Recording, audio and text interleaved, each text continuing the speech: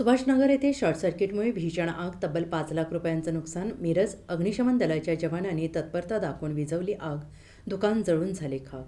सुभाषनगर श्री संत रोहिदास मार्ग हॉटेल पंचरत्न समोरील food post या नाश्ता सेंटरला आग लागून तब्बल 5 लाख रुपयांचं नुकसान झालंय.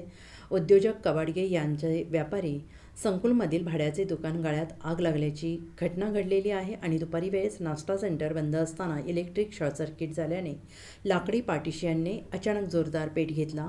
आगीने रौद्ररूप धारण केल्याने लाकडी पार्टिशियनमुळे बाजूस असणारे मोहसिन सलाती यांचे फूड पोस्ट नाश्ता सेंटरमधील फर्निचर, फ्रीज, भांडी, साहित्य, सिलेंडर जळून खाक झालं. तब्बल 2 ते 2.5 लाख रुपयांचं साहित्य जळून खाक झालं. प्लास्टिक छतही जळून खाक झाले. अग्निशमन दलाच्या जवानांना याची माहिती मिळाल्यानंतर तात्काळ घटनास्थळी धाव घेतली. अग्निशमन दलाच्या जवानांनी आगीवर पाण्याचा मारा करून आग आटोक्यात आणल्याने मोठा अनर्थ टळलेला आहे.